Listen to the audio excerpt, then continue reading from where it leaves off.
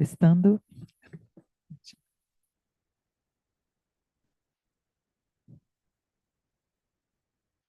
Senhoras e senhores, bom dia. Daremos continuidade ao 14º Encontro de Economistas do Centro-Oeste, o NOeste. Gostaríamos de ressaltar que a realização deste encontro só é possível graças ao patrocínio dos órgãos Conselho Federal de Economia, Confederação Nacional das Seguradoras, Financiadora de Estudos e Projetos, a FINEP, Câmara Legislativa do Distrito Federal, Serviço de Apoio às Micro e Pequenas Empresas do Distrito Federal, SEBRAE-DF, Federação do Comércio de Bens, Serviços e Turismo do Distrito Federal, FEComércio-DF, Agência Brasileira de Desenvolvimento Industrial, ABDI, Paulo Otávio Engenharia, Sistema Federação das Indústrias do Distrito Federal, Sistema Fibra, Secretaria de Turismo do Distrito Federal, Fundação Getúlio Vargas, Sindicato Nacional dos Servidores dos Cargos Específicos do Poder Executivo Federal e Companhia de Saneamento Ambiental do Distrito Federal. Agradecemos também à Associação Brasiliense de Deficientes Visuais, ABDV, que por meio de uma parceria disponibilizou a profissional Ana Lígia no projeto Massagem Feita por Cegos. Essa iniciativa promove a inclusão de pessoas com deficiência visual em um evento de grande magnitude como o nosso, com o serviço sendo oferecido no espaço de convivência durante o intervalo de almoço. Então, para quem está presencialmente, é logo aqui do lado. Ontem, tivemos o painel Desenvolvimento Regional no Longo Prazo, Perspectivas e Desafios para 2050, que abordou os seguintes temas: reinventando o sistema financeiro e os efeitos da reforma tributária nos municípios do Centro-Oeste. A era da indústria 4.0, transformação digital e impactos econômicos. Desenvolvimento urbano no Centro-Oeste, expansão dos mercados e potencial do turismo nas capitais e cidades do agronegócio. Conectando o Centro-Oeste, investimentos em infraestrutura e logística. Ao final do dia, realizamos 3 fóruns sobre perícia econômico-financeira, que trataram do tema perícia econômico-financeira, auxiliando no processo decisório do Judiciário. Estamos ansiosos pela continuidade das atividades e pelas discussões valiosas que o evento ainda proporcionará. Agora, a 5ª mesa temática, Agropecuária Sustentável, promovendo a produtividade e a conservação ambiental. Para a mesa, convidamos o presidente da mesa, José Luiz Pagnussá, coordenador da Comissão de Valorização Profissional do CORECON-DF, economista com graduação pela Universidade Católica de Brasília e mestrado pela UNB. É professor na ENAP e na UDF, com vasta experiência acadêmica e em gestão pública. Foi presidente do Conselho Regional e Federal de Economia e é membro do Conselho Editorial da revista Economistas. Na sequência, convidamos o mediador, Eloy Coraza, coordenador da Comissão de Agricultura do CORECON-DF, economista, formado pela UFRGS e empresário rural, auditor fiscal aposentado, com passagens como secretário executivo do Ministério dos Transportes e diretor-presidente da SaraPrev, além de experiência docente na Universidade Católica de Brasília e na PUC-RS. Por fim, convidamos os painelistas. Eduardo Schutter, superintendente do Senar-DF, com mais de 20 anos de experiência no agronegócio, graduado em Engenharia de Agricultura pela UFSC e especialista em segurança do trabalho, mestre em agronegócios pela UNB e doutorado em ciências ambientais. É também professor dos cursos de Medicina Veterinária e Agronomia no Centro Universitário ICESP e conselheiro no CREA-DF. José Eustáquio Ribeiro Vieira Filho, pesquisador do Instituto de Pesquisa Econômica Aplicada, o IPEA, e doutor em Teoria Econômica pela Unicamp, com parte de sua pesquisa realizada na Universidade de Bordeaux. Foi pesquisador visitante na Universidade de Colômbia em 2014, atuando no Technological Change Lab e no Institute of Latin American Studies. Possui mestrado em Economia Aplicada pela UFV, especialização em Administração Pública pela UFOP e graduação em Economia na UFMG e Matemática na UNB. No setor público, desenvolve políticas de inovação tecnológica para a agropecuária e foi diretor do MAPA, no MAPA, desculpa. É professor no programa de pós-graduação do IPEA e recebeu o prêmio Rui Miller Paiva da Sober em 2013. Convidamos também Zenaide Rodrigues Ferreira, pesquisadora associada do IPEA, economista com doutorado pela UNB, mestre pela UFV e graduada pela UFSJ. Professora de Economia no IBMEC-DF e pesquisadora associada do IPEA. Sua atuação acadêmica e profissional está focada em temas de economia aplicada e desenvolvimento. Vamos iniciar essa rica discussão, lembrando que as perguntas podem ser feitas de forma online pela leitura do QR Code. Com a palavra, o presidente da mesa, professor José Luiz Pagnussá. Bom dia a todos e todas. Cumprimento também quem está assistindo pelo YouTube. Geralmente o público do YouTube é bastante expressivo, né? Mas aqui no auditório também temos uma boa participação. Então, dou as boas-vindas a todos, né? E desejo que a gente tenha um bom início, né, de debates nesse último dia do NUEST, né?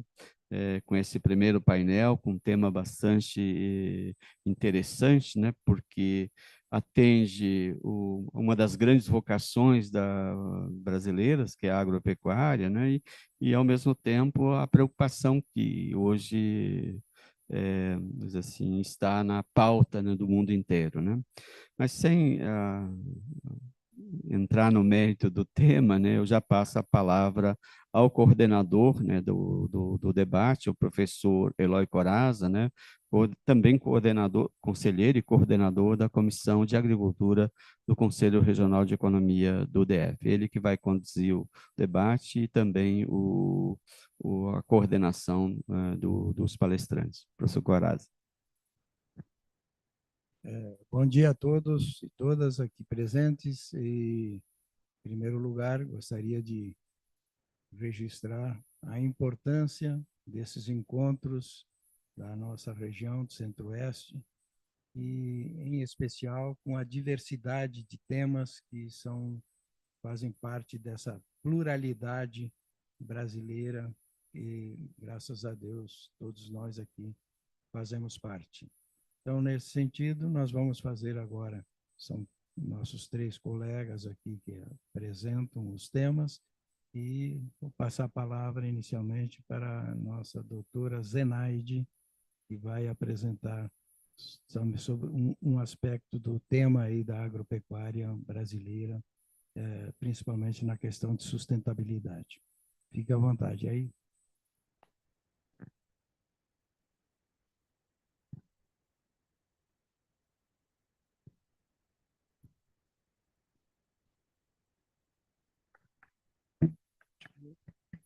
Bom dia, vocês me escutam?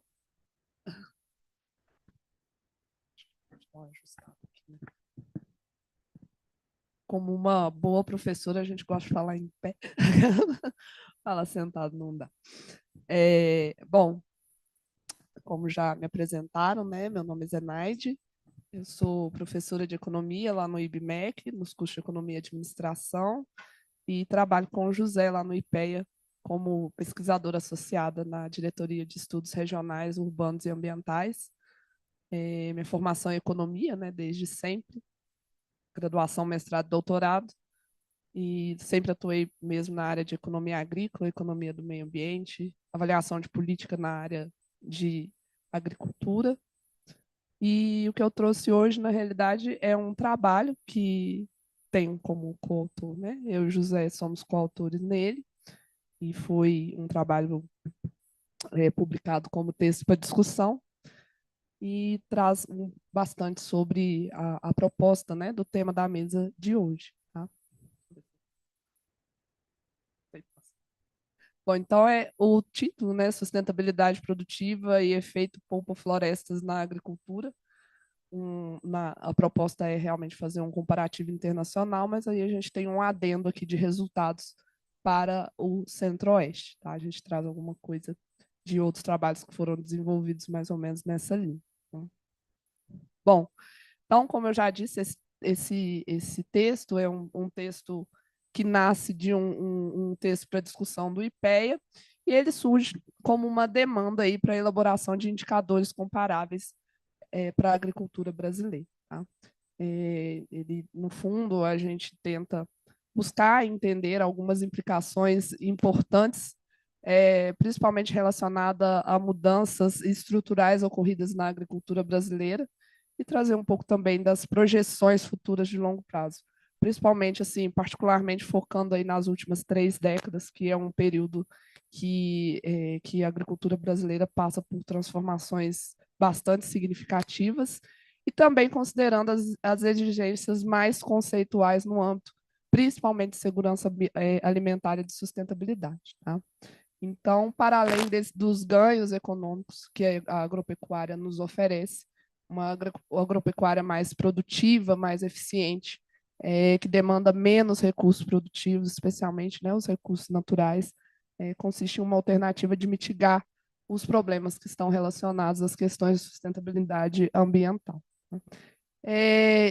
Então, como que de onde que esse trabalho começa? Esse trabalho começa pensando em quem são os países centrais em termos de produção de alimentos. Então, considerando uma média aí dos últimos 10 anos, nós selecionamos 10 países, 10 principais economias agroexportadoras do mundo para poder fazer essa análise comparar. Então, com o objetivo de elaborar, principalmente o foco aqui em 2 indicadores que nós elaboramos de comparativos de sustentabilidade produtiva da agricultura. O indicador é o indicador baseado no efeito polpa-florestas, que eu vou explicar um pouquinho mais para frente do que ele se trata. E o outro indicador é um indicador baseado no crescimento da produtividade total dos fatores, a famosa PTF, incluindo as emissões de gases do efeito estufa na contabilidade, né, no cálculo desse indicador. Aqui está a tabela, quais foram essas 10 economias que nós selecionamos. Tá? Aqui em termos de importância no ranking das exportações mundiais, no ano ainda de 2021. Tá? Então, os Estados Unidos em primeiro lugar, a Holanda, o Brasil em terceiro, Alemanha, França, Espanha, China, Itália, Canadá e Bélgica. E aqui essa tabela é um resuminho das estatísticas de comércio internacional do setor agropecuário dessas 10 economias. E o que a gente pode observar é que entre os 10 principais países que são os principais exportadores de alimento também são os países que mais importam alimento também. Por exemplo, a China é o principal país importador de produtos do setor agropecuário, os Estados Unidos o segundo, e não obstante o Brasil, embora figure o terceiro colocado como maior exportador, ele é o 34º. Então, por conta disso, em termos de balança comercial do setor agroexportador, nós somos o primeiro colocado. A gente exporta muito mais do que importa alimentos. Aí também tem uma coluna importante, fala um pouquinho sobre a participação das agroexportações no PIB. Então, no Brasil, aí, a gente tem peso aí de 6%, tá? E já as importações do setor agropecuário no PIB, ela é bem pequena, não chegou a 1% no ano aí desses que a gente elaborou essas estatísticas aí. Bom, o método analítico é o efeito polpa-floresta. O que é esse efeito polpa-floresta? Na realidade, esse efeito polpa-floresta ele é um indicador que ajuda a medir a área poupada de terra em função do avanço tecnológico. Tá?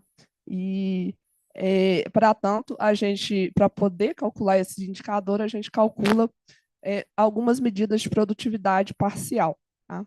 Primeiro, a medida da produtividade parcial da terra e a medida da produtividade parcial da agropecuária. Então, na realidade, é o indicador de poupança de terras para a produção agrícola e para a produção pecuária. Tá? Então, que tem uma parte mais analítica mesmo, mas não vou aprofundar muito, eu vou deixar o QR Code aqui no final para quem tiver interesse em acessar o trabalho completo.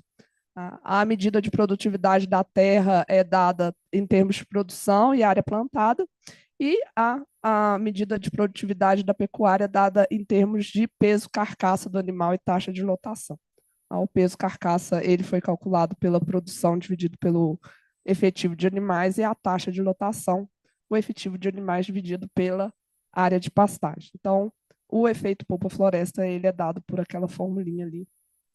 Não sei se não dá para apontar essa formulinha que está em verde aí no final.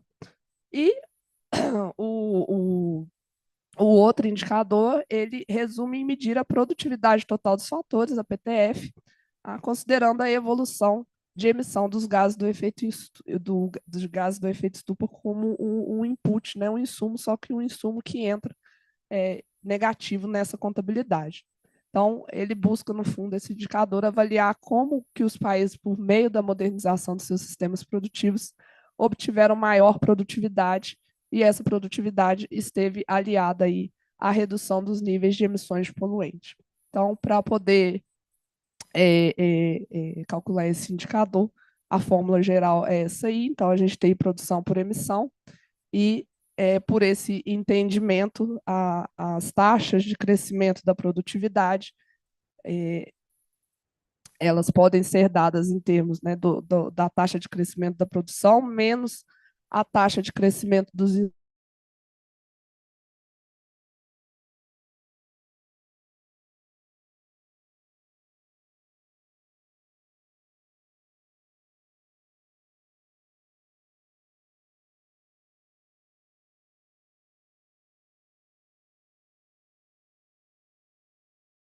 da área territorial dos países, tá? Isso aí no ano de 2020.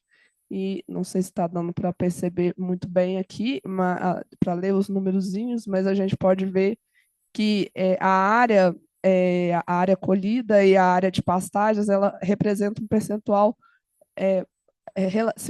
relativamente baixo, né, no Brasil, comparado aí às nossas áreas de florestas. Tá? E também para os outros países aí, a gente chama atenção que o Brasil ele se destaca junto com essa representação significante de distribuição de terras, principalmente relacionadas à produção agrícola e pecuária. A discussão aqui, já partindo já para o resultado mesmo do indicador, em relação também aos demais países, a gente mostra qual que foi aí ao longo dos últimos anos a parcela do efeito polpa-floresta nos países selecionados. Quais foram as contribuições da agropecuária aí no ano de 2020? Como que eu posso entender esse gráfico? Esse gráfico aí a gente pode entender ele da seguinte forma: o Brasil, se ele tivesse que produzir a atual quantidade de alimentos com a tecnologia dos anos 90, ele teria de ocupar mais de 366 bilhões de hectares. Isso equivalia aí atualmente cerca de 43% do seu território. Esse indicador, o Brasil, dentre as principais economias agroexportadoras, é o país que mais se destaca, né? Seguido aí da Espanha e dos Estados Unidos, enquanto outros países aí não chegaram a poupar aí cerca de menos de 10%, menos de 5% do seu território. Esse cálculo, ele foi, quando nós publicamos esse trabalho, depois esse cálculo ele foi implementado sobre uma demanda do Instituto Mauro Borges, de Goiás, e foi feito aí um estudo pela Érica, que também era nossa parceira, né, no Ni2 Agro, e atualmente ela é gerente de estudos ambientais e agronegócio no Instituto Mauro Borges, e ela fez também esse trabalho para a região centro-oeste e para o Matopiba como uma demanda lá da instituição que ela trabalha. Então, ela calculou a PTF, né, o efeito polpa-floresta, com base nas atividades agrícolas e pecuárias. No lado da pecuária, ela também considerou tanto a pecuária bovina quanto a pecuária de corte, né, e a pecuária leiteira. Para isso, ela utilizou os dados do IBGE e também considerou o período aí de 2000 a 2020. Ela fez alguns recortes de período, mas o período todo abordado, 2000 a 2020, os principais resultados aí do trabalho dela, que também vai estar o link lá no final.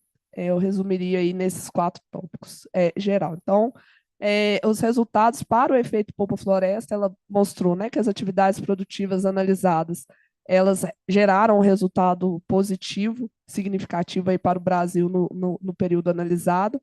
A pecuária, em termos de poupança de terra, ela poupou mais do que a agricultura, cerca de 118,5 milhões de hectares no período analisado, enquanto a agricultura poupou 8,8 milhões de hectares. E dentro da pecuária, a pecuária de corte foi foi a atividade que poupou mais terra comparado à pecuária leiteira, e poupando cerca desses cerca de 152 milhões de hectares.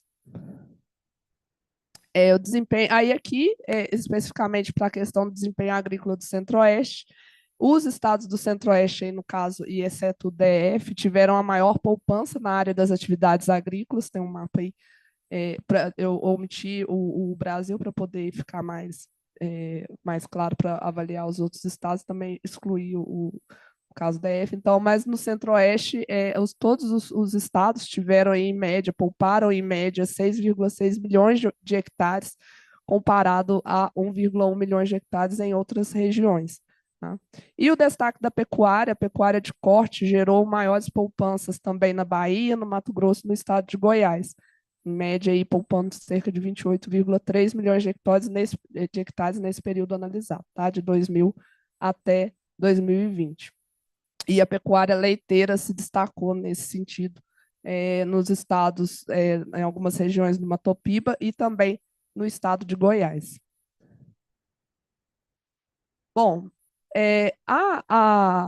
esse indicador, né, de efeito polpa-floresta, ele revela algumas contribuições importantes do avanço tecnológico. Tá? Isso está diretamente relacionado à adoção de tecnologias que ajudam não só a aumentar a eficiência dos sistemas produtivos, como também reduzir e evitar o desmatamento. E o que é um caso, como pode dizer, de destaque em termos do que se diz, do que a gente vê em termos de emissões geradas, especificamente não só pela agricultura, tá? Mas mais significativamente pela questão de mudanças no uso da terra. Então, essa tabela aí mostra a participação por setor, a participação na emissão total por setor para os países que a gente analisou. Tá?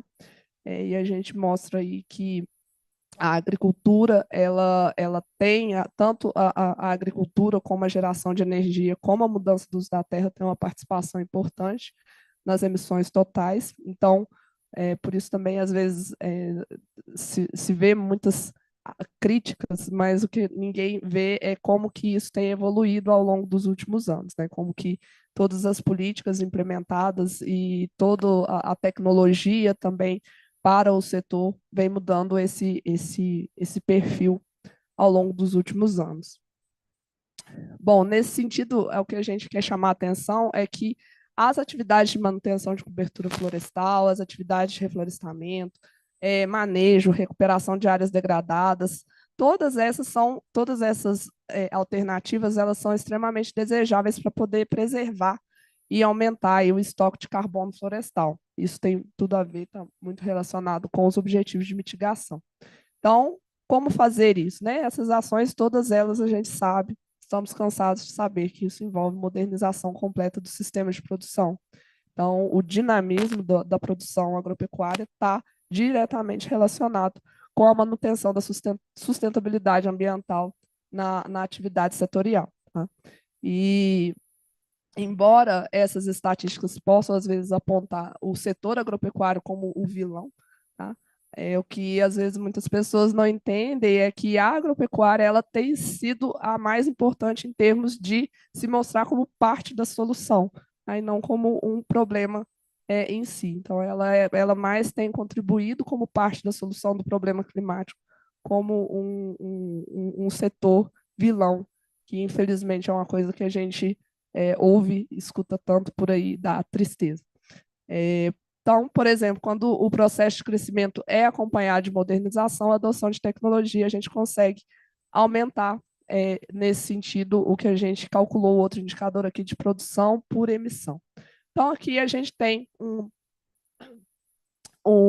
gráfico, dois gráficos, tá? É a produção pecuária e a produção agrícola por emissão. Então, lá em 1990, uma tonelada, né, de gás de efeito de estufa gerava aí em torno de 16,4 milhões de quilos de alimento relacionado à produção pecuária. Agora, né, atualmente, essa mesma tonelada produz em torno de 46,5 milhões de toneladas de alimentos para a pecuária. E na produção agrícola isso ainda é mais significativo. Tá? Em 1990, uma tonelada de emissão gerava em torno de 243 milhões de quilos de produção de alimentos, de produção agrícola, e hoje essa mesma tonelada gera em mais de 700 milhões de quilos de alimentos. Então, a gente sabe que isso, comparado às demais economias, que são as principais economias exportadoras de alimentos do mundo, mostra que o Brasil tem um potencial muito significante de impulsionar o uso eficiente dos recursos produtivos com o objetivo de alcançar a sustentabilidade ambiental. Por fim, aí as taxas de crescimento, que foi o outro indicador, né, crescimento da PTF por emissões no período selecionado, e a gente observa que, bom, primeiro, né, o crescimento da PTF do Brasil, da PTF da agricultura do Brasil, ela é extremamente significativa e preponderante, se destaca em relação às demais economias que a gente analisou. E quando a gente contabiliza a emissão nesse indicador da PTF, o Brasil também continua se destacando. Tá? Então, considerando a PTF por emissão no período analisado, o Brasil se destacou em torno de 7,4 ao ano, né, em média ao ano. E como consideração final, já caminhando, porque o tempo é curto, a gente sabe que as mudanças tecnológicas elas são extremamente determinantes para o crescimento econômico, assim como, né, para o desenvolvimento de um setor mais sustentável. A construção desses tipos de indicadores é extremamente importante, porque existe realmente uma demanda para isso. E é uma forma da gente tentar mostrar a performance de diferentes países, de diferentes, ou às vezes também de diferentes estados, de diferentes unidades territoriais, considerando os aspectos de sustentabilidade que a gente tem disponível para também poder calcular esses indicadores. Tanto que os resultados para a emissão a gente só conseguiu fazer até 2018, porque não tinha dado mais recente para poder trabalhar com isso.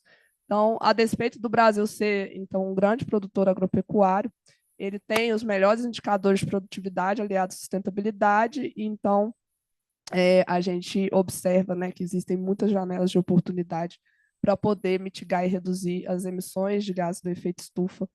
E no comparativo internacional não há dúvidas de que a construção de políticas tecnológicas bem-sucedidas, elas devem ter foco no crescimento de produção por unidade de insumo. O trabalho, tem esse QR Code aí, quem quiser acessar o trabalho completo, tá? É um texto para discussão do IPEA. Esse indicador vai levar vocês lá para o repositório do IPEA para poder acessar o trabalho. E vou passar aqui o outro trabalho, que é o trabalho especificamente do cálculo, e nesse trabalho também a Érica calcula alguns outros indicadores. Tá?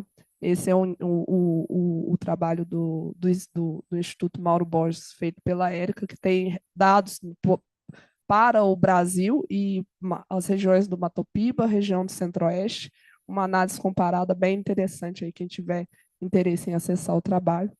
E é isso, gente. Eu agradeço aí a atenção de vocês. Muito obrigada. Fico aí à disposição. Se quiserem alguma dúvida. Obrigada.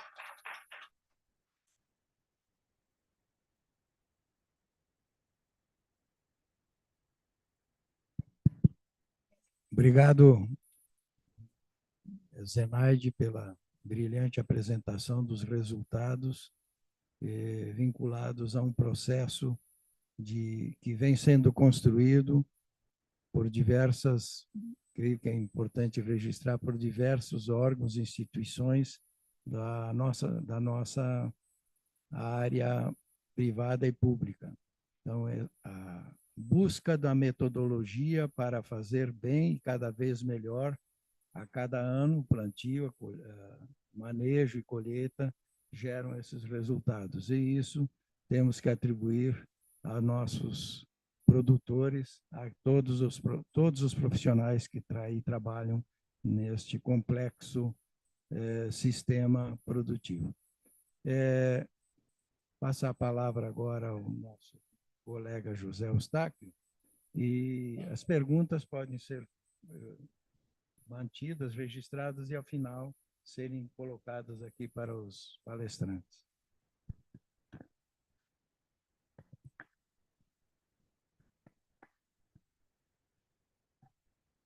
Alô? E daqui de pé mesmo a apresentação. Podem ficar aí, não tem problema não, porque a apresentação ela é mais ilustrativa e eu vou falando à medida que vai sendo explicado. Acho que, em primeiro lugar, é um enorme prazer estar aqui, né, no NOeste, fazendo essa apresentação. Vem ano, sai ano, cada vez mais a gente tenta, né, mostrar a importância desse setor tão importante para a economia brasileira. E a gente está num fórum onde se discute economia e onde tem os economistas, né? E este ano completa 30 anos do Plano Real e, ao longo desses últimos 30 anos, não tenha dúvida, o sucesso da estabilização monetária no país passa pelo sucesso da produção agropecuária nesse mesmo período. Eu tenho uma outra apresentação que eu mostro isso e mostro o quanto o setor agropecuário contribuiu com o crescimento, né, das reservas internacionais, com o pagamento da dívida, com a estabilização da moeda, com a geração de emprego e assim vai. Tá? Mas é importante registrar isso num fórum de economistas, porque quando eu era estudante, o que eu mais escutava era o seguinte: a agricultura é um setor marginal ao desenvolvimento econômico. Ou seja, a gente tem que primeiro desenvolver a agricultura, para depois desenvolver a indústria, para depois desenvolver os serviços, como se essa trajetória fosse sinônimo de desenvolvimento econômico. Quando, na verdade, o crescimento do setor moderno agropecuário ele gera efeito de transbordamento na economia como um todo. Teve uma tese recentemente defendida pela colega da CNA, Elisângela Lopes, onde ela mostra que quanto mais completa é a cadeia produtiva, e aí eu estou falando não só de produção pecuária e produção agrícola, mas também insumos de um lado e do outro, né, a cadeia de serviços, de distribuição, quanto mais completa é essa cadeia, maior é o efeito de transbordamento e de desenvolvimento econômico local. E ela mostra que os municípios que mais cresceram no agronegócio foram aqueles que mais se desenvolveram em termos de desenvolvimento econômico, desenvolvimento humano. Enfim, então o agro é um setor extremamente importante. Uma outra coisa que eu vou pegar da apresentação da Zenaide, né? Zenaide e o Eduardo aqui, eu conheço os dois. O Eduardo foi meu aluno, a Zenaide trabalha comigo, né? Então, são duas pessoas muito competentes e eu tenho certeza que vão contribuir aqui com o que eles trarão. Na apresentação da Zenaide, veja que interessante um resultado. Em 1990, uma tonelada de CO2 gerava 243 quilos de alimento. Passado-se, né, um pouco mais de 3 décadas, esse indicador ele multiplicou por 3, ou seja, a mesma tonelada de CO2 gera agora algo próximo de 750 toneladas de alimento, ou seja, foi um crescimento enorme. Comparativamente àqueles países, o Brasil está lá na frente. Então, é muito fácil criticar um país como o Brasil, quando, na verdade, o que se critica é uma questão comercial e competitiva. Por quê? O Brasil está realmente conquistando mercado neste setor. A minha apresentação vai complementar a da Zenaide. o título agropecuária e eu coloco tecnologia e perspectivas macroeconômicas. E tentando, ao final, fazer uma reflexão em torno da política econômica que a gente tem e o que a gente pode esperar no futuro. A primeira parte que eu coloco aqui no slide, na minha apresentação é o seguinte, é aquela previsão que não aconteceu. Isso aqui é uma carta que foi endereçada, né, ao professor, ao pesquisador, né, da Embrapa, Eliseu Alves, que é hoje o grande mentor de toda essa agricultura que nós temos no Brasil. Então, o doutor Eliseu Alves, ele não só pensou a Embrapa, como ele fundou a Embrapa, ele ficou na Embrapa até no ano passado e trabalhou ao longo desses anos inteiros. Então, foi ele que pensou na descentralização da pesquisa no território nacional, foi ele que enviou os pesquisadores, né, para se capacitar no exterior, foi ele que investiu quando a Embrapa era uma promessa, ele é que convenceu, na época, o governo, né, a colocar recurso público na pesquisa, na ciência e tecnologia. Ali no início dos anos 70, o pesquisador, né, o professor Guilherme Dias, fez um estudo, porque havia uma dúvida, o seguinte, será que o problema era de comunicação ou o problema era de pesquisa, de conhecimento? E eles achavam que o problema era na extensão rural. E o professor Guilherme Dias mostrou com o estudo que, com o conhecimento que existia, você só iria ofertar insumo ao produtor por, no máximo, 3 anos. Delfim Neto, falecido recentemente, né, era o ministro todo-poderoso ali no final dos anos 60 e início da década de 70, ele pegou esse argumento e falou, nós vamos investir em ciência e tecnologia. Na época existia o DNPEA, né, que era uma instituição que tinha valores diferentes do que seria a Embrapa, e ele aproveitou isso e fez investimento numa nova empresa, que foi a Embrapa. A Embrapa foi criada em 1972, em dezembro de 72, o ato de instalação foi em abril de 1973, e a partir daí a Embrapa, na primeira década, era uma empresa promessa, porque ela não tinha resultados. Então, todo orçamento que ela tinha era dinheiro que era colocado numa instituição pública que não tinha resultado. Na década de 80, vieram os primeiros resultados e depois daí a gente já sabe o que se tornou a Embrapa. Então, nessa carta de 1976, ou seja, a Embrapa tinha sido criada ali em 72, praticamente 4 anos depois, o professor Chu, que foi orientador do doutor Eliseu na Universidade de Purdue, escreve para ele o seguinte, olha, um estudo alarmante prevê se as tendências desde 1960 continuarem, haverá um déficit de alimentos cereais para os países pobres de 100 milhões de toneladas por ano. A conclusão disso era que, se a taxa não dobrar de crescimento produtivo, né, muita gente vai morrer de fome.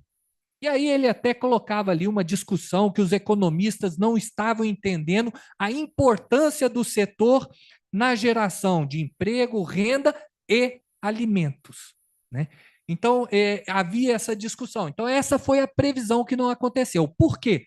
Depois disso, nós vimos como que a produção agropecuária cresceu de forma exponencial. Aqui é o seguinte, a gente se questiona, o agronegócio é atrasado? Aquelas pessoas que não conhecem vão falar que é um setor que tem pouca tecnologia, às vezes nas universidades nós vamos escutar que é um setor que os termos de troca são desfavoráveis. A gente vai entender que a relação, o progresso tecnológico não acontece na agricultura, acontece na indústria e, no final das contas, o desenvolvimento tecnológico na agricultura é uma importação de insumos, quando, na verdade, em qualquer setor de atividade econômica, importar insumos mais produtivos faz parte do progresso tecnológico. A Embraer não seria aquela empresa que ela é se ela decidisse produzir turbina dentro da sua planta industrial. A partir do momento que ela decidiu comprar uma turbina da Rolls-Royce ou da GE, ela tornou o seu produto mais competitivo. E, a partir disso, ela conquistou mercado internacional. Ou seja, o que se discute na indústria também se discute na agricultura. E eu falo, né, ao longo dos últimos 50 anos, tudo o que aconteceu no agronegócio era o que o setor industrial gostaria que acontecesse. Por quê? Não adianta subsídios e mais subsídios se você não tiver incentivo a ganhos de produtividade. Então, se a indústria não aumentar a produtividade, ela nunca vai sair do lugar. O que aconteceu com o agronegócio é que a produtividade cresceu muito, como a própria Zenaide mostrou. Então, no censo de 2017, nós fizemos um estudo para mostrar a participação dos insumos no aumento da produção. Nós colocamos ali trabalho, tecnologia e terra. Tecnologia é aquela parte da pizza verde, ela representa, né, praticamente 61% do aumento da produção. Ou seja, o fator que mais explica o crescimento é tecnologia. Isso nós estamos falando da agricultura com os dados do censo. O outro gráfico ali mostra o crescimento da produtividade total dos fatores do Brasil com o mundo. Né? Enquanto a produtividade total dos fatores no mundo da agricultura cresceu de forma mais estável, né? A produtividade total dos fatores do Brasil cresceu de forma crescente. Ou seja, mais produção por uma mesma unidade de insumo. E, em termos sustentáveis, né, quando a gente fala agropecuária sustentável, isso é pleonasmo, porque quando você queima combustível fóssil, você retira debaixo da terra combustível fóssil e queima, isso sim vai poluir. Agora, quando você planta café, quando você planta cacau, você não está poluindo o mundo. E aí a gente tem que aturar que políticas protecionistas da Europa venham barrar a importação de áreas desmatadas, de café, de cacau, de eucalipto, sei lá do que mais. É um contrassenso, porque, na verdade, isso deveria ser bonificado. Se você produz café, você está produzindo floresta, então você vai receber uma bonificação, nós vamos te pagar 30% a mais pelo seu produto, e não o que os europeus estão fazendo. Ou seja, é muita hipocrisia quando a gente trata de comércio internacional e quando a gente vem falar do agronegócio brasileiro. Aqui é a geração de riqueza. Esse mapa, aí muitos vão falar, PIB per capita não é a melhor medida. Tudo bem, mas é uma. E quando a gente plota o PIB per capita no mapa brasileiro, a gente observa que as regiões onde tem o maior PIB per capita é justamente no Cerrado, que era aquele bioma que as pessoas mais desacreditavam. Né? O Roberto Rodrigues sempre fala, né? Cerrado, nem dado, nem herdado. Isso era do passado. Hoje, todo mundo quer comprar uma propriedade no Cerrado. Agora, por quê? Porque a Embrapa trouxe conhecimento, esse conhecimento incorporou esse bioma na produção e o preço da terra subiu. Ou seja, por que o preço da terra subiu? Não é porque é uma terra devoluta que não é produtiva, é porque ela se tornou produtiva. E isso é trabalho. Essa palavra trabalho é o que mais irritam as pessoas que são de uma ideologia que não valoriza o trabalho. Tá? Então, por que o agro é tão combatido por essas pessoas? Porque se o agricultor não acordar às 5 horas da manhã, se em alguns momentos ele não for colher de madrugada, entre 2 e 5 horas da madrugada, porque você tem colheita também nesse período, se eu sei que vai chover no dia seguinte, eu antecipo isso, acordo toda a minha equipe e vou colher para não perder a produção. Isso acontece no agro, o que não acontece nas outras propostas. Ou seja, trabalho é fundamental dentro dessa equação. E isso aqui representa trabalho. olha o que é o Oeste Baiano, olha o que é o Mato Grosso, olha o que é Goiás, enfim, isso é renda, isso é trabalho, isso é geração de emprego. Aqui é outra lâmina que eu coloco o seguinte: as pessoas falam que exportar gera insegurança alimentar, vai faltar produto no mercado doméstico. Essa é a maior falácia que existe. Por quê? Nós fizemos um estudo no IPEA e mostramos. Primeiro, né? Ontem eu fui ler uma reportagem de um historiador de arte que tornou-se especialista em agronegócio e meio ambiente. E ele dizia que soja era um insumo que só servia para ração. Infelizmente, pessoas que pensam dessa forma não comem tilápia, não comem picanha, não comem abóbora, não comem, né, abóbora no sentido figurado, frango. Realmente, ração é um insumo estratégico para a produção de carnes, tal como a produção de turbina é um insumo estratégico para a Embraer. Então, novamente, é importante uma produção de soja, e eu falo, nesse ano, o doutor Eliseu recebeu uma comenda do imperador japonês pelo trabalho que a Embrapa teve junto à JICA. JICA é a Agência Internacional de Cooperação do Japão. E lá na década de 70, houve uma parceria para construir o Prodecer, que foi uma política de investimento para se produzir no Cerrado. Naquela época, o Japão tinha um embargo econômico entre os japoneses e os americanos começaram a não vender soja para os japoneses. E o Japão começou a pesquisar no mundo qual região seria mais propícia para produzir soja. E eles vislumbraram o Brasil como sendo este país. E essa parceria, ela foi diferente das outras, porque o Japão entrou como parceiro econômico também nos projetos. Criou-se a empresa Campo, que 49% do capital acionário era dos japoneses, 51% do capital era brasileiro. A Embrapa entrou com conhecimento, né, e trouxeram também o modelo cooperativista de Cotia, de São Paulo. O piloto do programa foi no estado de Minas Gerais, região de Paracatu, Coromandel, Patrocínio e alguns outros municípios. E nesse piloto mostrou-se que era viável produzir soja, que era uma cultura de zona temperada nessa região.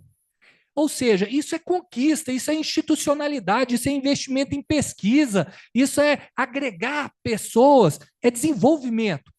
Foi tão bem sucedido que o projeto foi expandido para o Centro-Oeste. Mato Grosso, Goiás, Mato Grosso do Sul.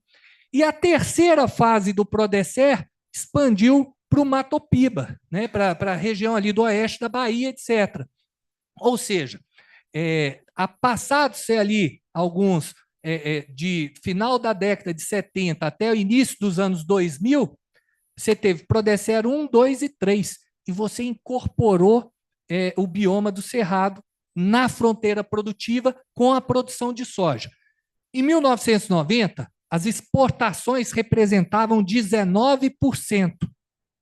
Em 2022, as exportações já representavam 63% de soja. Eu estou falando da produção nacional. Aí você fala, aumentou a participação das exportações, aumentou em termos absolutos, vai diminuir a oferta no mercado doméstico? Não. O consumo per capita também aumentou, que é esse último gráfico. Nós fizemos esse estudo para soja, para milho, para carne, para frango, enfim, para diversos subprodutos, né? E mostramos a mesma coisa. Embora a gente tenha aumentado as exportações, não houve insegurança alimentar no mercado doméstico. Eu e a Zenaide, nós também escrevemos um texto recente criticando o modelo que aconteceu na Argentina, que a Argentina é um país que quer taxar exportações. E esse tipo de política é um tiro no pé do setor.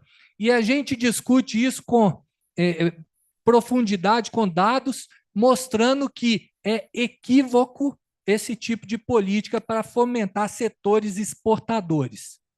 Isso serve não só para a agricultura, mas para os setores que exportam, tá? Comércio internacional. Quando a gente pega ali 1997 até hoje, só 2 momentos nós tivemos a balança comercial deficitária. Ali na década de 90, depois do Plano Real, quando o real o Plano Real ele pode ser dividido em 2 partes, né? Uma em que o câmbio era rígido e outra em que o câmbio se tornou flutuante. Basicamente são esses 2 momentos. Quando o câmbio era rígido, a economia sofreu. E, de fato, a indústria foi muito penalizada e o setor exportador também. O agronegócio ele poderia ter se caminhado de forma muito melhor se a taxa de câmbio não fosse apreciada. Ele teria exportado muito mais, tá? Então, ali a gente tem um momento de dificuldade. Depois que o câmbio se tornou flutuante, a economia começou a ajustar o equilíbrio externo de forma mais suave. A inflação não voltou. Eu lembro, quando eu estava na universidade, meus colegas falavam, né? O câmbio se tornou flutuante, a inflação vai voltar. Não, a inflação não voltou. O economista é aquela pessoa que estuda muito para explicar o que vai acontecer amanhã e amanhã ele vai explicar por que não aconteceu. E, de fato, foi isso, né? Todo mundo achava que a inflação voltaria e, no final, a inflação não voltou.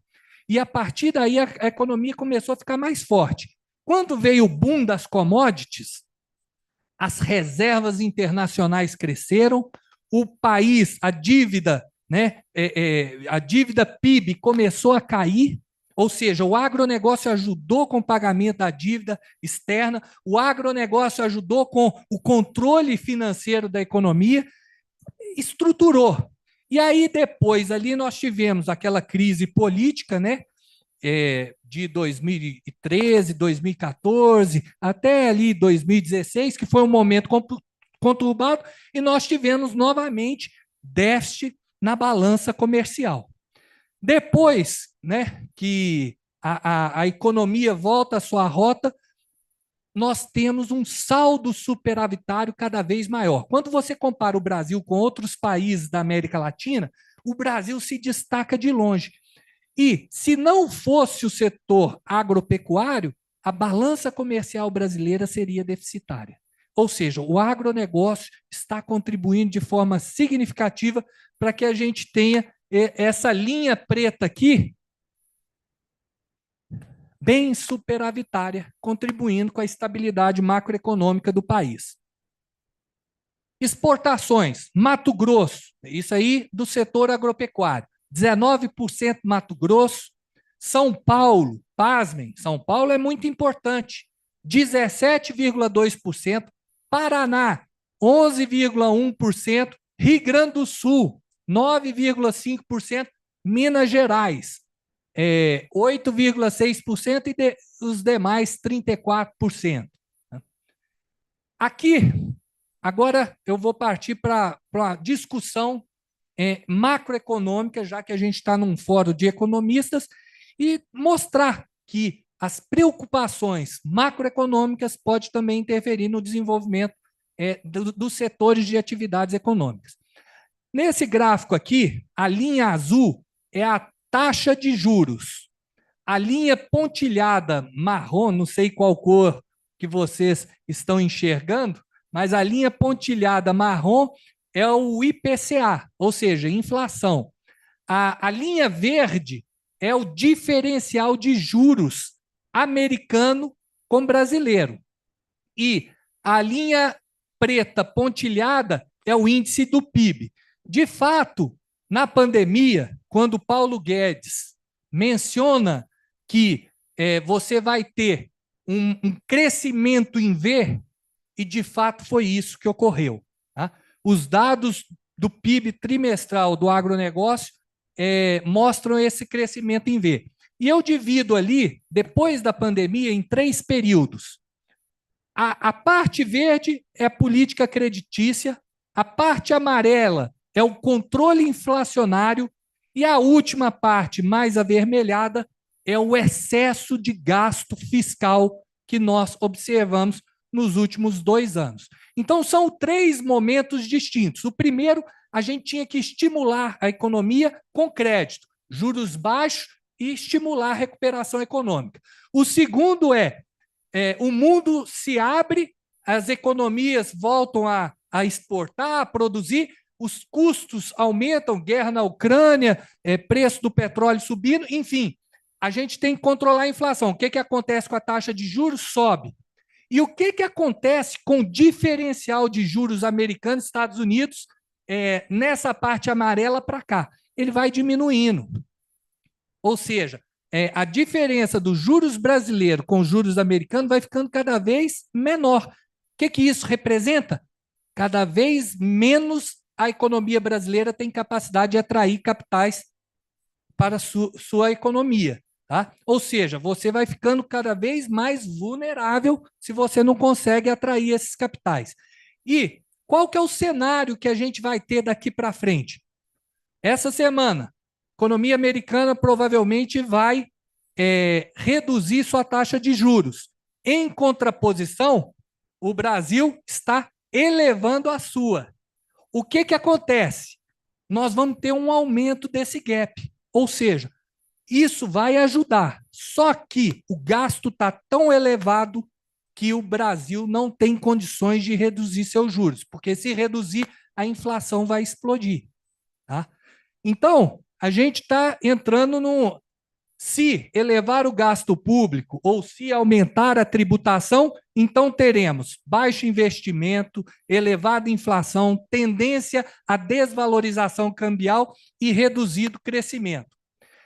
Aqui é o ajuste fiscal. Tá? Por que eu coloquei essa aqui? Porque é o seguinte, do Plano Real para cá, a Lei de Responsabilidade Fiscal foi uma tentativa de corrigir, né, de ajustar as contas públicas.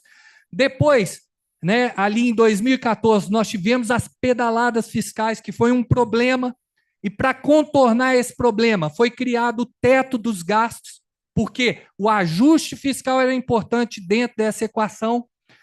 E, em 2023, nós temos o arcabouço fiscal, que abandonou o teto dos gastos, e nós vivemos esse momento de excesso de gastos. E aí vem incêndios, e aí o governo pega a justificativa de incêndios para retirar da regra do arcabouço fiscal para gastar mais. Ou seja, o gasto, o equilíbrio fiscal é algo que está comprometendo esse crescimento e esse desenvolvimento econômico. Enquanto os Estados Unidos baixa juros, nós estamos aumentando juros porque nós não estamos fazendo o equilíbrio das nossas contas. Essa é o que eu coloco aqui. Para finalizar, viu? Eu coloco aqui pontos para debate, tá? A previsão da queda dos juros americanos, o aumento dos juros brasileiros, né? O diferencial que eu já expliquei, e aqui as elasticidades da valorização cambial com a dívida, ela é positiva. A elasticidade do aumento de juros com a dívida, ela é positiva. E a elasticidade da redução da inflação com a dívida é negativa. Ou seja, dessas 3 elasticidades, só a redução da inflação vai contribuir para a redução da dívida. Agora, o aumento dos juros e a valorização cambial vão seguir na direção contrária. Ou seja, na economia, é muito difícil a gente fazer esse ajuste. Uma coisa é fato, se não houver equilíbrio fiscal, esse controle macroeconômico do desenvolvimento econômico pode prejudicar, inclusive, o setor que move essa economia, que é o setor agropecuário. Considerações finais, tá? O setor não é atrasado, existe muita inovação tecnológica, o agronegócio gera uma riqueza muito grande dentro do país, embora a exportação tenha crescido no tempo, e aí não só soja, como vários outros produtos, não houve prejuízo à segurança alimentar interna. O agronegócio foi essencial no equilíbrio externo e macroeconômico do país. E o 5 apesar dos problemas econômicos e ambientais que a gente vive, né, o Brasil colheu, no último ano safra, a sua segunda maior safra histórica. Diante do ajuste fiscal, né, podemos manter otimismo? Enfim, essa aí é uma pergunta que eu deixo para discussão. Aqui são alguns trabalhos que nós fizemos no IPEA ao longo dos últimos 15 anos. Né? Todos esses trabalhos podem ser baixados no site do IPEA. São vários estudos discutindo, né, esse setor. E eu agradeço e obrigado aí.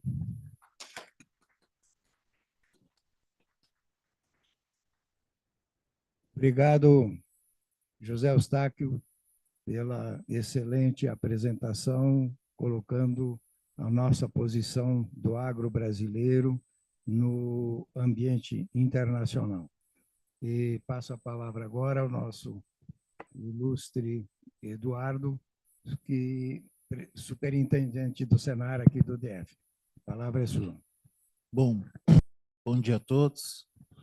Eu já tinha identificado duas saias justas antes do evento, né? Primeiro, alguém da Ciências Agrárias falar aqui para um monte de economistas, né? Depois, o menor estado do Centro-Oeste falar de agronegócio para outros gigantes aqui do agronegócio, como bem o meu professor José Eustáquio falou, e a última é essa, falar depois dele, né? Dessa aula fica difícil, né? Foi privilegiado, então eu fiquei por último, mas como o nosso apresentador falou, sou Eduardo Schutter, sou superintendente aqui do Senar do Distrito Federal nesses últimos 2 anos.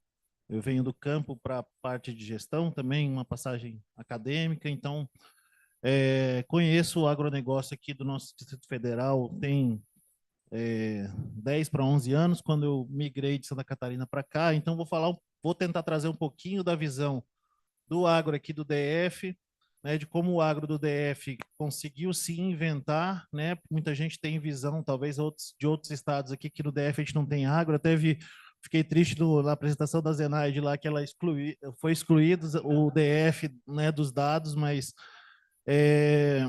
através da inovação, né, e com princípios aí de sustentabilidade, a gente tem tentado transformar o DF num produtor com certa expressão, tá? Vou mostrar algumas informações para vocês possam entender isso um pouco. Então, no Senar especificamente, né, a gente tem trabalhado aqui na regional do Distrito Federal com a capacitação, com a assistência técnica dos nossos produtores. Aqui no DF a gente tem um perfil de produtores desde pequenos, e os nossos grandes podem ser considerados médios em outras regiões, né? Nós temos uma região aqui do PADEF, para que alguns de vocês talvez sejam daqui conheçam, né? Onde é realizado lá Agro Brasília, que talvez tenham oportunidade de já ter ido, que é uma região que foi transformada, é um assentamento, né? Mas o assentamento nos modelos antigos, né? De que produtores vieram do Rio Grande do Sul, de Santa Catarina, do Paraná, para poder produzir, e transformaram o DF, né? Em um estado que pode, né, mostrar aí questões importantes, principalmente porque, quando a gente olha, o DF é o menor estado da nação, né? Obviamente, todos sabem disso, mas poucos sabem que 70% da nossa área é rural, classificada como rural. E o agronegócio tem um papel importante, principalmente para quem conhece aqui Brasília e quem mora aqui, sabe que a maioria das áreas rurais que estão próximas aos centros urbanos estão sendo transformadas em condomínios, né, em habitação, em novos bairros. E o agronegócio, nesse sentido, e aí o agronegócio, quando eu falo pequeno, médio, grande produtor, ele tem esse papel de frear, né, essa ocupação indevida e essa ocupação desordenada que a gente vê por aí. Bom, o DF se destaca aí na produção de grãos. Eu vou mostrar para vocês, a gente já teve nos últimos anos aí identificadas as maiores produtividades de soja do Brasil, então a gente é pequenininho, mas em questões de produtividade, tanto de soja, trigo, que há muito tempo atrás não se pensava em produzir trigo no Cerrado, as hortaliças, né? Quando Brasília foi sonhada por JK e pelas pessoas que o acompanharam, sempre se falou do cinturão verde, né, que é o que acontece nas grandes capitais do Brasil. E eu acho que a gente já ultrapassou isso. Hoje a gente tem um cinturão verde que abastece aqui o DF, mas a gente conseguiu ser destaque em diversas outras culturas para que a gente pudesse não só abastecer o DF, como colocar o DF num lugar de respeito aí na questão das hortaliças. Questão das frutas também. Está voltando aqui. A gente tem desenvolvido, junto com a Codevasf, um projeto muito similar ao que foi desenvolvido no Vale do São Francisco, que é a Rota da Fruticultura. Diversas instituições participam, né, capitaneado pela Codevasf, para transformar também o DF num polo de produção de frutas, né? Nós temos algumas regiões de destaque aqui na cultura de morango, goiaba, e temos aí trabalhado principalmente com frutas com uma visão de exportação, principalmente as berries, mirtilo, framboesa e outras frutas aí no arcabouço do projeto. E das atividades pecuárias, né? Para quem não sabe, o DF tem hoje a única granja de suínos da América Latina com boas práticas de produção animal, né? O DF tem uma produção de avicultura muito forte, principalmente voltada para exportação, e aí nós temos a maior produção de ovos embrionados do Brasil, fica aqui no Distrito Federal, né? Em volume.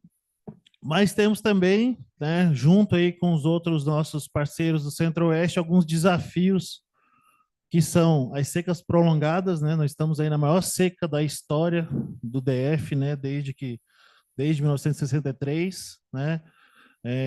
Questões relacionadas à desertificação, chuvas irregulares, né? Esse ano a chuva aqui, para quem é do Centro-Oeste sabe, atrasou, foi pouca, né? Ou quando veio, vai em grande volume também.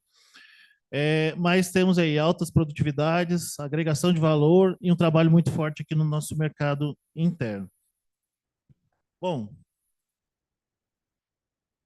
como eu falei, para, né, ninguém achar que é mentira, a gente tem aqui...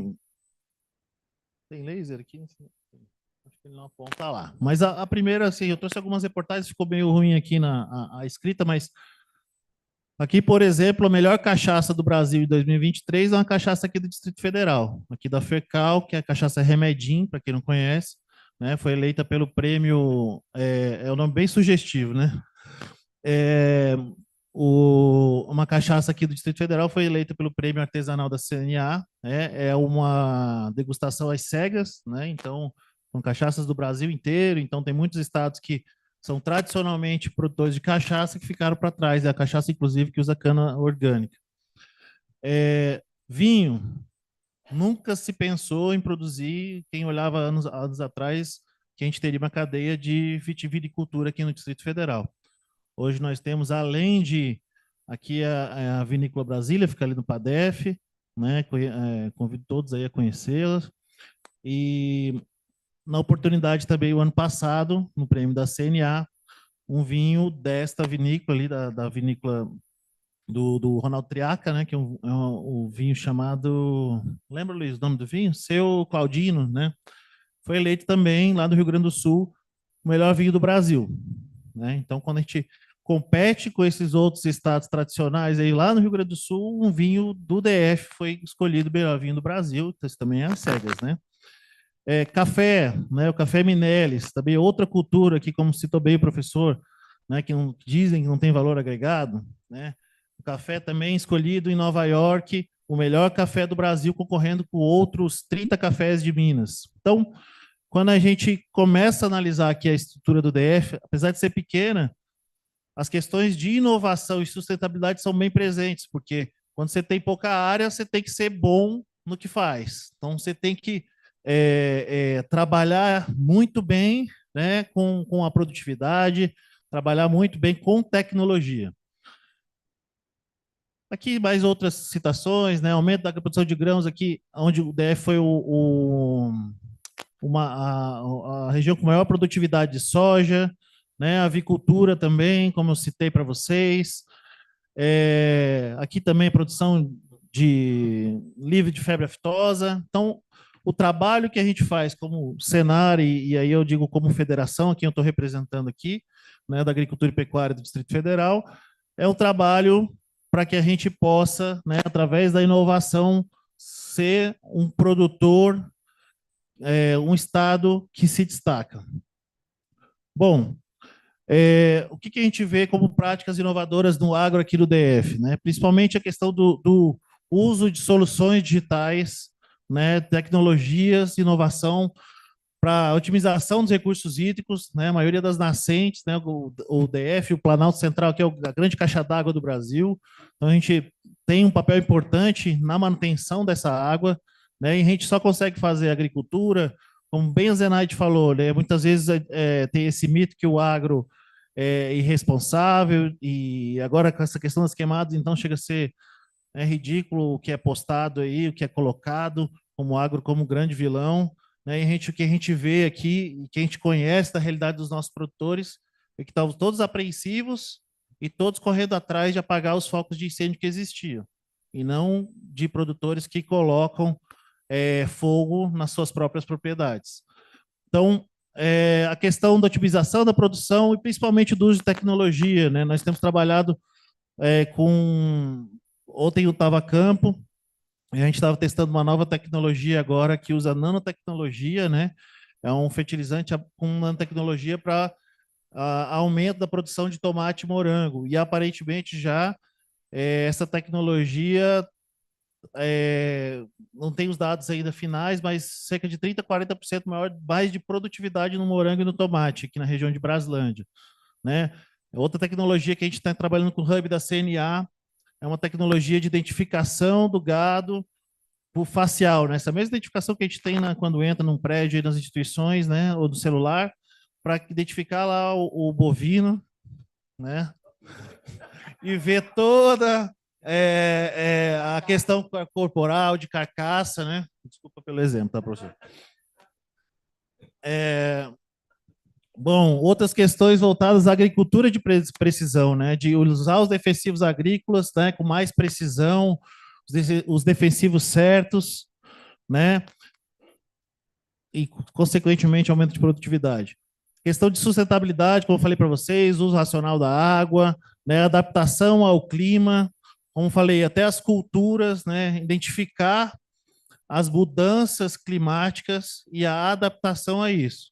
Como falei, vinhos era quase que... Quem falou e falou produzir vinho há 30 anos atrás, alguém dizia que a pessoa estava doida, né? Exatamente. Então, a Embrapa, muito importante nesse papel, né, nesse processo, né, de criar variedades adaptadas ao cerrado. Se for na Embrapa hoje, na Embrapa Cerrados aqui, ou alguma das outras, e isso é uma vantagem do DF, né, a gente tem, acho que 8 ou 9 Embrapas aqui no Distrito Federal, e é uma vantagem que ela está sempre desenvolvendo, principalmente a Embrapa Cerrados, variedades, seja da mandioca ou do vinho, né, voltadas aqui para o nosso cerrado, e muitas delas são testadas aqui. Então, para nós, como produtores que atuam no setor agropecuário aqui do Distrito Federal, é uma grande vantagem. Questão de energia renovável, né, cada vez mais presente aqui nas nossas regiões, né, o uso da energia, né, a incidência solar aqui do Distrito Federal é uma das melhores do país, né, então o uso aí, o que acontece hoje, por exemplo, na região do PADEF, que não tem linha de transmissão para tudo que foi criado de energia solar. Então, nós temos produtores que querem investir na energia solar, mas on-grid a gente não consegue mais. Tem que ser um sistema fechado que não vá ser colocado no sistema de energia que hoje está, né, pela concessionária. Bom, questões relacionadas a biodigestores, né, como eu falei, hoje no PADEF nós temos uma granja certificada com boas práticas animais, que todos os resíduos, todos os dejetos são utilizados para geração de energia também. Então, é uma tendência, né, o uso e cada vez diminuição, né, do uso de combustíveis fósseis, né, melhorando a pegada de carbono das propriedades. A questão de certificações de sustentabilidades, né, nos são impostas muitas vezes por países que, né, com todo respeito, você vai ver uma margem do rio na Europa, não tem uma árvore de pé, né? E aqui nós respeitamos mata ciliar, reserva legal, né? Trabalhamos aqui com sustentabilidade, a agropecuária brasileira é altamente sustentável, e aí nós, quando vamos exportar, a gente tem que se adaptar a padrões que nem eles mesmos seguem. Mas, vamos lá. Essas certificações e rastreabilidades muitas vezes são boas para que a gente possa melhorar nossos padrões de sustentabilidade, melhorar nossos padrões de boas práticas, né? Sejam boas práticas do trabalho, boas práticas animais, enfim. E aí, sim, né, com essa inovação, conseguindo aí obter uma sustentabilidade maior. A questão de colaboração de políticas públicas, né, eu acho importante, por exemplo, no encontro de economistas aqui, trazer à pauta essas discussões, né? Vocês são um papel fundamental aí na análise econômica do nosso setor, né? Embora muitos de vocês não estejam ligados diretamente à produção, mas estão aí fazendo as análises, e como disse o professor Eustáquio aqui, prevendo o que vai acontecer, né? E dando direcionamento para quem está na ponta atuando. Enfim, quais as perspectivas que a gente entende, né, como perspectivas aqui para a nossa região do futuro? Em relação à inovação para a resiliência climática, né? Essas inovações, né, tecnológicas e todas essas práticas, elas conseguem nos colocar num futuro mais resiliente, né? Aproveitando não as oportunidades da emergência climática, mas essa adaptação, né? É necessário que a gente tenha novas cultivares, novas variedades que possam conseguir produzir, né? Ter maior produtividade, mantendo a questão dos recursos hídricos, enfim, sem mexer do que a gente já tem aí de áreas de reserva, enfim, tudo mais. Bom, por fim, eu deixo uma frase aqui só, né? Desenvolver sem sustentabilidade em uma era de emergência climática é caminhar para o colapso. O verdadeiro caminho está na harmonia entre o crescimento, né, sustentável e o respeito ao meio ambiente. Por fim, eu queria deixar só aqui que sempre que a gente aproveita essas oportunidades para fazer um pouquinho da propaganda do trabalho que a gente faz, então a gente desenvolveu uma tecnologia que foi lançada esse ano, agora em julho, que é o Senar Play, né? Para quem não é do setor, muitas vezes não conhece. A gente tem desde o portal, né, para você usar lá no desktop ou mesmo no celular, você pode baixar o aplicativo, está disponível aqui nos QR Codes, que dá uma visão geral para quem não conhece do setor, né? E tem desde vídeos, séries, e tem uma questão muito legal que é a questão do tour virtual, né? Por aqui a gente não tem como hoje mostrar, mas em alguns momentos eu tenho mostrado isso, que para quem não conhece o setor consegue entrar em diversas atividades. Você consegue hoje entrar dentro de um frigorífico e ver como é feito aquilo tudo, né? A gente usa isso muito em treinamento com óculos de realidade virtual, mas você vai dentro de um apiário, dentro de uma produção de peixes, dentro de uma queijaria, e é bastante interessante esse material que a gente desenvolveu e está disponível aí para vocês, sempre que quiserem aí conhecer um pouco mais sobre o segmento. Bom, é isso que eu tinha para apresentar. Agradeço aí, fico à disposição.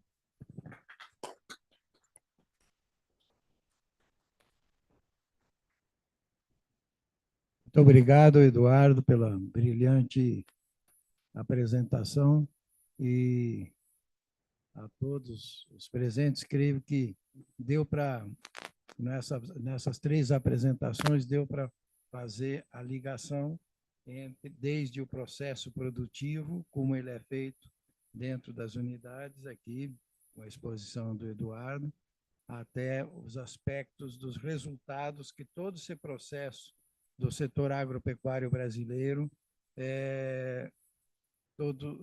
tem conquistado a partir de metodologias e trabalho de tecnologia, de trabalho do homem do campo, ou seja, conhecimento e busca de fazer melhor a cada dia com menos recursos. Creio que é aquela lição.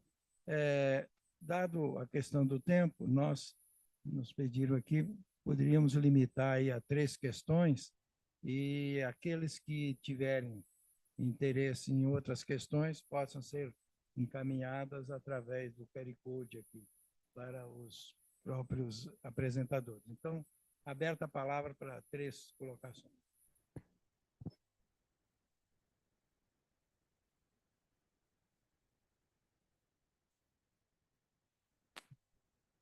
O microfone lá para...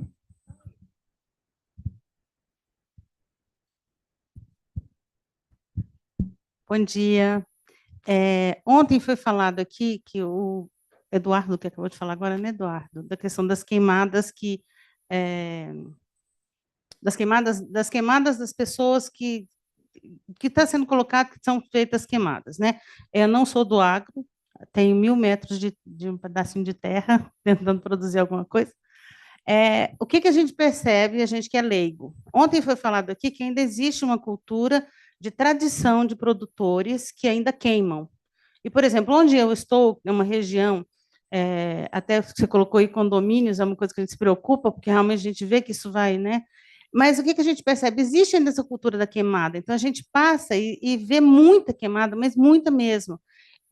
E como que vocês veem isso? Vocês que estão pesquisando, que estão estudando? Porque a gente percebe que existe ainda essa cultura daquele que vai queimar e, às vezes, ele não percebe que a queimada dele vai comprometer outras pessoas, né? Então, como que isso é visto por vocês que estudam, que pesquisam, como que isso talvez esteja acontecendo? Porque a gente que é leigo, realmente, a gente assusta.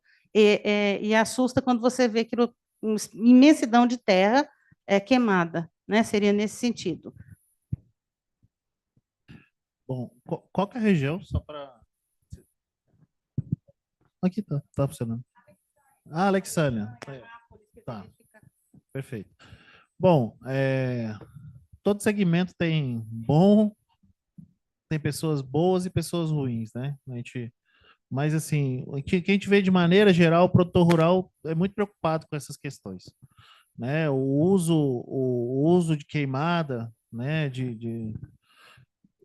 Da vegetação está cada vez mais em desuso, né? Hoje existem várias outras técnicas de plantio direto, de outros usos da terra que você evita essas questões.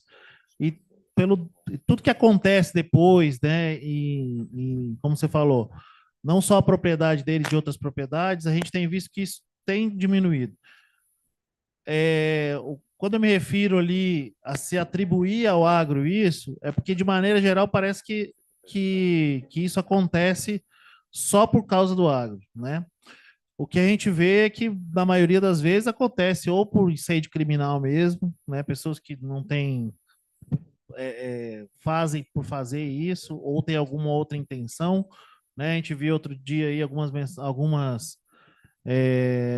reportagens que diziam que eram até ligados a facções criminosas, enfim.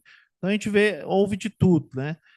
E o que eu falo é que, assim, muito se atribui ao agro essas questões, e na maioria das vezes as queimadas são por outras razões.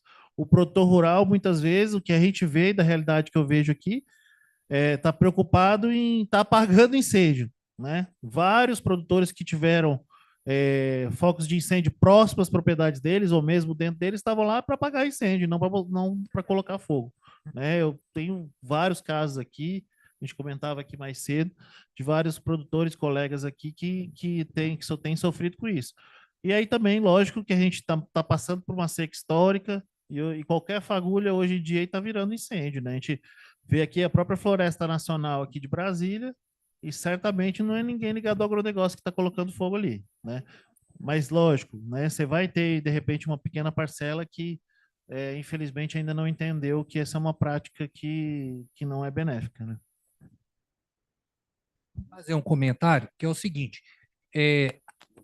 ninguém aqui coloca fogo na sua casa, coloca? O agricultor também não. Eu tenho contato com agricultores do Mato Grosso, de Minas Gerais, de São Paulo.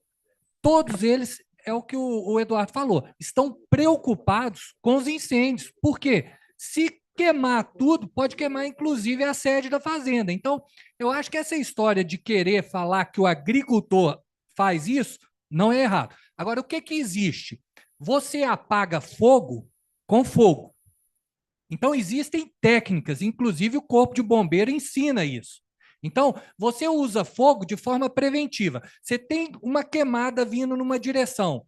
A sua propriedade está ali. Como que você vai controlar isso? você vai colocar fogo daqui para lá, para a hora que se juntar, vai acabar e não vai queimar mais. Então, existem também técnicas de usar fogo para combater fogo. Isso existe, né? Então, uma coisa é você querer vilanizar o agricultor e o setor como se eles quisessem isso. Não é verdade. Bom, mais alguma pergunta? Bom Professor. dia. Bom dia a todos, bom dia a todas.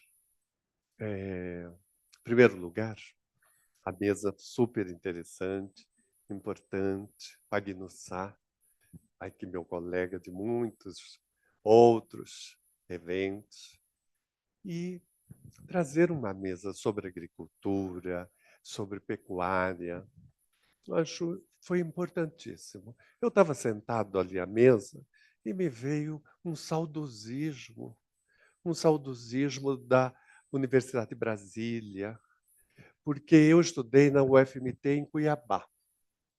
Agora, eu tive um professor, porque todo mundo tem alguém que se inspira, era o Guilherme Miller, que foi estudante da Universidade de Brasília e trouxe todas aquelas pessoas de Brasília que falavam em agricultura, Charles Miller, o Antônio Barros de Castro, Sete Ensaios, as funções da agricultura no Brasil.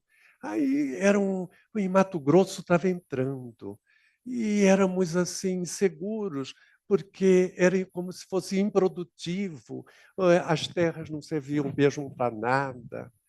E em 77 foi dividido.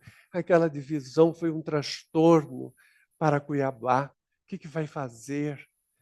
Fomos abandonados, não temos o que fazer. E, claro, os projetos foram surgindo e eu estava influenciado, apaixonado, queria ser da área agrícola, queria fazer o mestrado em Viçosa, né? Falávamos há pouco de Viçosa, e estava incendiado. Mas acabei fazendo o mestrado na FEA, na Universidade de São Paulo. Fui orientado pelo Flávio Sais, que é da área de História Econômica, e acabei fazendo um trabalho inicialmente sobre Cuiabá, mas depois acabou indo para Mato Grosso, e em Mato Grosso tinha pecuária. E você falou da pecuária, me deu um saudosismo de tudo aquilo, porque eu não fui mais para frente com esse estudo da pecuária, e foi a época em que tinha o boi, por volta de 1870, passou por uma doença muito grande e não tinha vacina, não tinha remédio.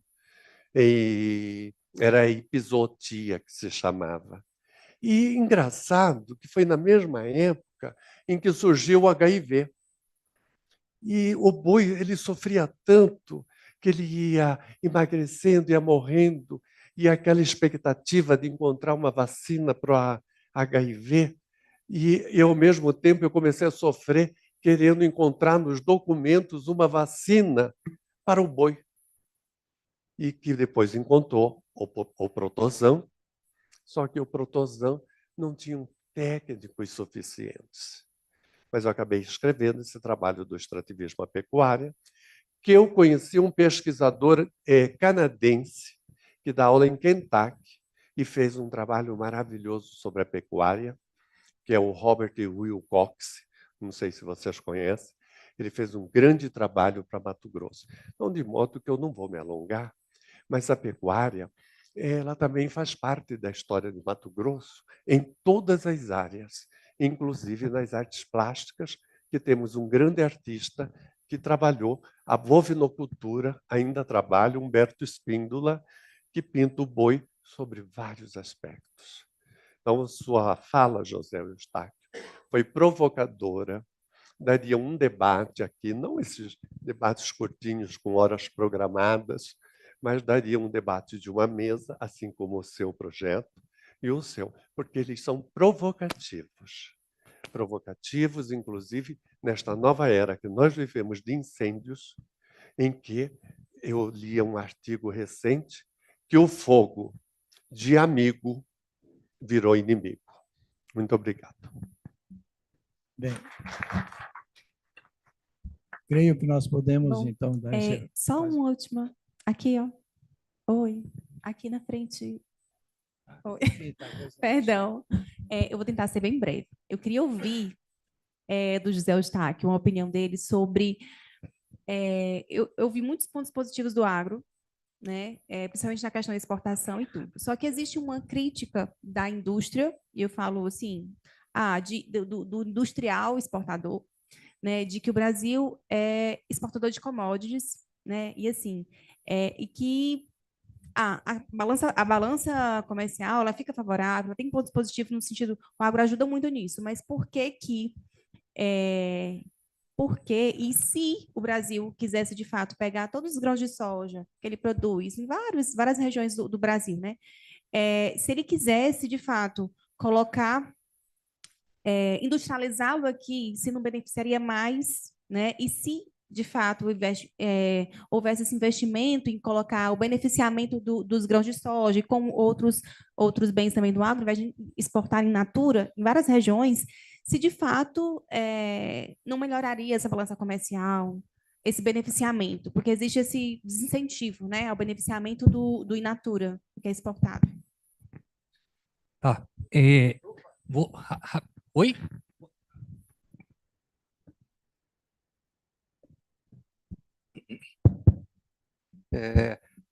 Nós ouvimos falar sempre quando aumenta a exportação, a produção, a produtividade, como é que fica o fator trabalho no agronegócio? A remuneração média, se as leis trabalhistas são respeitadas. Outra coisa que a gente ouve falar muito também é a concentração. Os grandes bilionários do país estão na família Maggi, né? Eraí, o Blairo e as irmãs. Como fica o trabalhador nessa produção agrícola, de exportação, de produtividade? Professor Eustáquio, eu vou pedir, apesar dos temas serem enormes aqui, poderíamos passar o dia todo, dada a limitação do tempo. Ser rápido. Ser rápido e, como colocado, é a última questão. Vou ser rápido, depois, se vocês quiserem complementar, complementem também. Como sou o primeiro, depois eu deixo o pepino para eles. Acho que a sua fala é mais um comentário, né, do que pergunta. Concordo, tá? A pergunta da nossa colega em relação às exportações, né, que exportar tem baixo valor agregado, isso é o que eu mais escutei ao longo da minha carreira profissional de economista. Não é verdade. E outra, a gente tem que entender, exportar café, o grão, é uma coisa, exportar café torrado é outra. Por que que a Alemanha é o maior exportador de café torrado? Ela está no centro da Europa, que é o maior mercado consumidor. O dia que o Brasil estiver no centro da Europa, ele vai se tornar o maior exportador de grão torrado. Só que o Brasil não vai fazer isso de longe. Então, eu acho que a gente tem que entender. O Brasil é o maior exportador de suco de laranja e não de laranja in natura. Por quê? Porque exportar laranja in natura é muito mais complicado. Agora, valor agregado depende. Você prefere um suco de laranja espremido na hora ou você prefere comprar aquele suco industrializado? A gente tem que entender essas coisas. Grão de soja. Tem um estudo nosso que o grão de soja ele vira farelo, farelo vira ração, ração vira boi, peixe, tudo. Quem fala que na soja não existe valor agregado não conhece o impacto que ela tem na cadeia produtiva. E outra coisa que eu escuto, né, são os termos de trocas desfavoráveis. Eu peguei a série histórica do preço da tonelada da soja ao longo de 20 anos, ele é crescente. E eu peguei um laptop que no início tinha uma determinada padronização, peguei o mesmo laptop com as mesmas configurações no final e o preço do laptop caiu. Ou seja, os termos de troca são favoráveis. Existe muito conteúdo tecnológico por detrás de um grão de soja. Acho que eu posso até depois falar mais. Nosso colega falou ali de concentração, de trabalho e tudo. Realmente, quando você vai na legislação, primeiro, a gente está num país que a questão, 99% dos processos trabalhistas no mundo acontecem no Brasil. Aí você pega um setor, qualquer coisa que você faz é trabalho escravo. Aí você vai na legislação e vai ver o que é trabalho escravo. É tão subjetivo que qualquer coisa pode ser trabalho escravo. Agora, eu vou te dar um fato. Esse ninguém questiona. Projeto de Jaíba. Jaíba é uma região no norte de Minas que é considerada ali parte do polígono da seca no semiárido.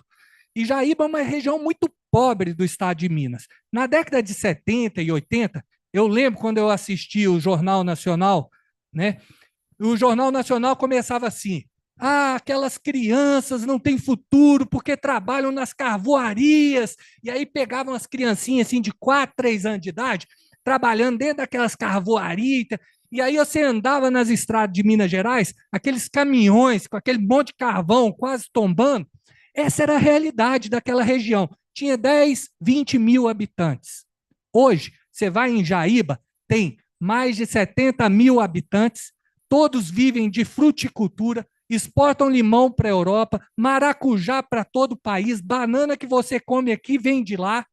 Ou seja, gerou riqueza e desenvolvimento. Aí vai chegar uma pessoa lá e vai falar assim: não, o trabalhador está fazendo suas necessidades no campo porque ele não quer caminhar até a sede da propriedade, e aí isso é um trabalho escravo. Na verdade, ele é que não quer caminhar, ele fica ali. Eu acho que a gente tem que entender e relativizar as questões. Eu acho que o agro tem muito mais a contribuir com as questões sociais do que o contrário. E quando a gente fala de agricultura familiar ela não pode viver na pobreza. A agricultura familiar ela tem que virar negócio. Você tem que exportar. O Eduardo trabalha com isso, ele deve ter o convívio de muita gente que quer prosperar vendendo produto agropecuário. Agora, ele só vai prosperar se ele conseguir vender esse produto no mercado. E para vender, ele tem que ser bom. Então, a agricultura familiar também tem muito a ganhar com o crescimento do setor. Enfim, eu acho que essas questões podem melhorar. Não sei se eu respondi, mas depois, no intervalo, eu posso até conversar mais sobre esse assunto. Muito obrigado aí. Então, encerrando nossa apresentação aqui, ficam como colocado aqueles que quiserem encaminhar questões no QR Code, aí os palestrantes apresentarão as informações solicitadas. Obrigado. Bom, para encerrar, eu só vou entregar o certificado aos palestrantes, começando pelo professor Coraza, que coordenou a mesa. Então, além do certificado e a foto, né, importante a foto, né, professor, e também um pequeno coleção aqui. Obrigado. Zenaide, mais para cá, fica aqui no meio. Pronto. Aí pega todo mundo. Enquanto a gente acompanha o registro fotográfico, eu queria lembrar que a Associação Brasiliense de Deficientes Visuais, por meio de uma parceria, disponibilizou a profissional Ana Lígia do projeto Massagem Feita por Cegos. Era para tirar de um por um, mas então, essa iniciativa promove a inclusão de pessoas com deficiência visual em um evento como o nosso. No intervalo, a Ana Lígia está à disposição de vocês. Está com erro, daí eles te deram isso aqui só para você, depois te mando, só para tirar foto. Eduardo Schultz.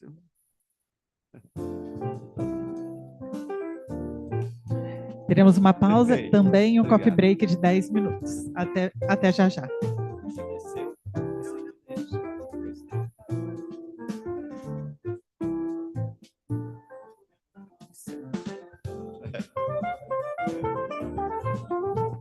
Encerrando, dando um intervalozinho, né? Perfeito.